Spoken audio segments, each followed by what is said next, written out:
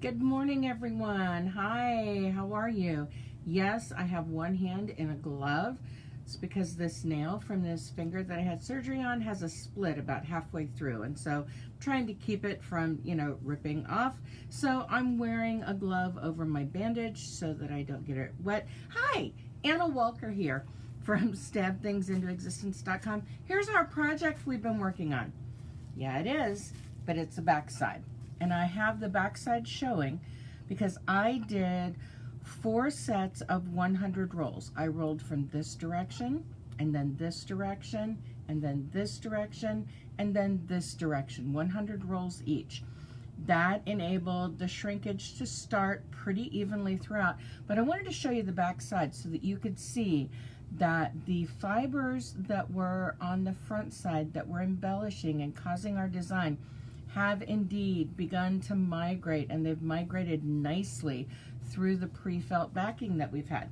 We also see a little bit of rippling beginning to happen. Some of that is the bubble wrap.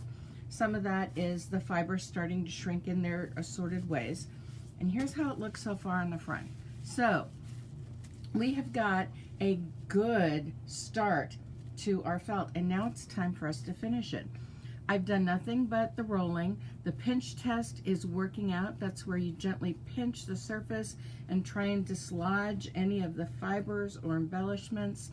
They are not moving. So we're ready to do the fulling part of the process. And the fulling part can be some of the most fun part because you can start to work out a lot of stress, because the first thing we're going to do is we're just going to get it warm again in our hands, and we're just going to start squishing it up. And this is part of the fulling process. We're getting those fibers to start coming together in their finished bit of felting, and it's just a matter of squishing and agitating. You can even take and you can scrub it on the bubbles and move it around and scrub it in different areas. And this is what helps those fibers to finish their shrinkage into their final bit. Now, I've left the bubble wrap here because that works as a nice agitator to scrub against, but I also want to show you another part of the fulling process that is a lot of fun. And that's why I have the towel underneath here. I'm going to move the bubble wrap off, put it in my bowl over here, because part of the fun part of the fulling process is thwacking. And you can just take it. Now, I usually do the thwacking, oftentimes, will happen in the shower. But you know what? The shower is upstairs and I'm downstairs. So I can just throw this randomly onto the table and onto my tray here, and just bring it up in different areas and just get out some aggression by just thwacking it. Thwacking is a wonderfully fun part of the process, and it's that shocking that helps those fibers come together. Can you see the texture that we're starting to get here? See that crocodile skin kind of texture? That is from all of this final fulling, the thwacking process. And we can take it and we can scrunch it up again. We know that we have it felted. Those fibers are together. It's not likely that our rough treatment is going to dislodge anything. It is very likely that our rough treatment is going to help the fibers, especially those around that chiffon ribbon that we used in the tree, to pull together and to give us their final look, which is going to be a lot of beautiful ruching. And I might thwack a little bit more, but can you see how we're getting, see how the shrinkage is happening all the way throughout here? And I want you to look at the texture that's starting to occur.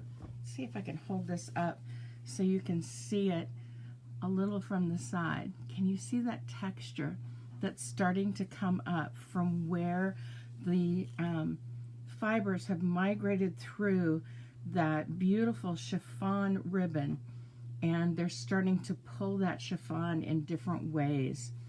And I'm going to thwack this for probably just another couple of times, and then I'm going to rinse it. I'm going to let it soak in a vinegar water solution for, I don't know, maybe about 15 minutes.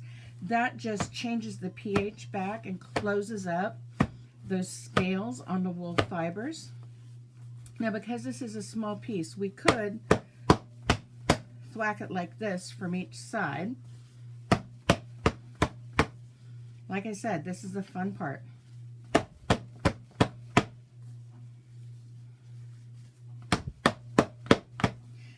But any kind of agitation is going to help us get those fibers to come together and that ruching to happen with that wonderful chiffon ribbon that we used.